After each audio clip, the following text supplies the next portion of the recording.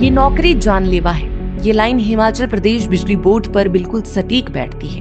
बिजली बोर्ड से जुड़ी आज आपको ऐसी खबर बताएंगे जो आपके रोंगटे खड़े कर देगी और व्यवस्था को कटघरे में खड़ा करेगी। दरअसल हिमाचल प्रदेश में बिजली बोर्ड के खंभे और लाइन बोर्ड के फील्ड कर्मियों के लिए उचित सुरक्षा उपकरणों के अभाव के कारण ये नौकरी जानलेवा साबित हो रही है। ऐसा हम इसलिए कह रहे हैं क्योंकि बोर्ड के बीते 4 सालों के आंकड़े डराने वाले हैं।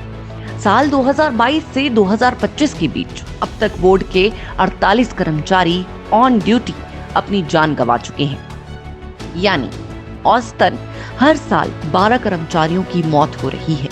अगर इसे और साधारण शब्दों में समझा जाए तो हर महीने एक कर्मचारी खंभों या लाइनों पर काम करते हुए दम तोड़ रहा है।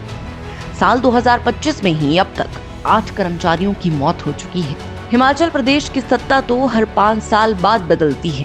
प्रदेश में कांग्रेस भाजपा दोनों की सरकारें आई और गई, लेकिन बोर्ड कर्मियों की हालत जस की तस बनी हुई है। बड़ा सवाल, इतने हादसों के बाद भी बोर्ड प्रबंधन और सरकारें क्यों सबक नहीं ले रही? बोर्ड में घट रही घटना की अपनी कहानी है, लेकिन प्रबंधन इससे कोई सबक नहीं ले रहा। बावजूद उसके प्रबंधन कर्मचारियों के लिए ना तो सुरक्षा व्यवस्था में कोई ठोस सुधार कर पाया है और ना ही किसी स्तर पर इन घटनाओं के लिए किसी की जवाबदेही तय की गई है, बल्कि उल्टा बोर्ड में पक्की नौकरी की जगह आउटसोर्स आधार पर भर्तियों को भरने का जोर दिया जा रहा है, जिनके लिए ना कोई सामाजिक सुरक्षा की व्यवस्था है और ना ही करुणामूलक आधार पर नौकरी का प्रावधान। कई घटनाएं ऐसी घट चुकी हैं जिनमें कमाने वाले घर के इकलौते चिराग बुझ गए हैं। अब हाल ही में हुई घटनाओं से हम बिजली बोर्ड के कर्मचारियों की दयनीय स्थिति को समझते हैं। शिमला के जुब्बल में लाइन मेंटेनेंस के बाद सप्लाई आने से करंट लगने पर 27 वर्षीय एक आउटसोर्स कर्मी की मौत हो गई। मृतक बिजली लाइन के रखरखाव के दौरान खंबे पर काम कर रहा था। काम पूरा होने के बाद अचानक सप्लाई आने से वह करंट की चपेट में आ गया। उसे अस्पताल ले जाया गया, जहां डॉक्टरों ने उसे मृत घोषित कर दिया।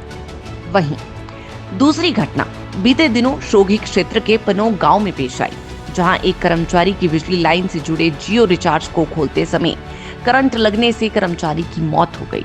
घटना के वक्त बिजली सप्लाई चालू थी।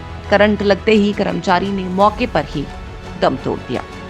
तीसरी घटना सुन्नी क्षेत्र की है, जहां लाइन सुधार कार्य के दौरान करंट लगने से लाइनमैन की मौत हो गई। इससे पहले भी इसी क्षेत्र में करंट लगने से एक कर्मचारी की मौत हो चुकी है, लेकिन बावजूद इसके विभाग ने कोई सबक नहीं लिया।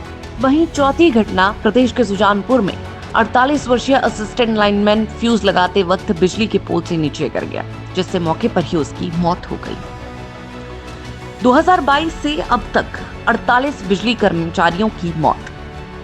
हाल ही में प्रतिष्ठित समाचार पत्र में छपी रिपोर्ट के मुताबिक 2022 से अब तक 48 बिजली कर्मियों की मौत हो चुकी है।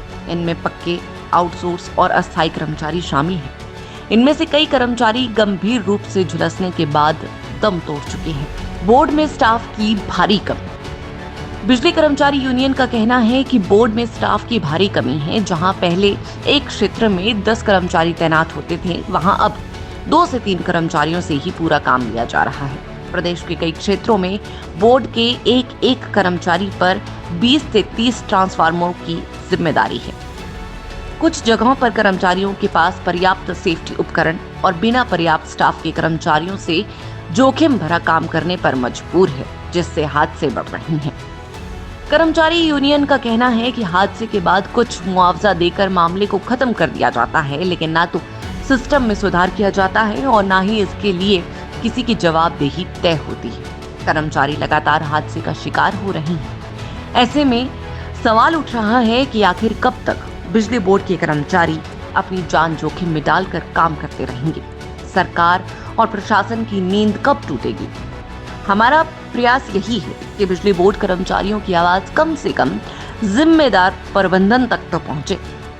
आप इस खबर को शेयर जरूर कीजिएगा और हमारे YouTube चैनल को सब्सक्राइब और Facebook पेज को फॉलो जरूर करें।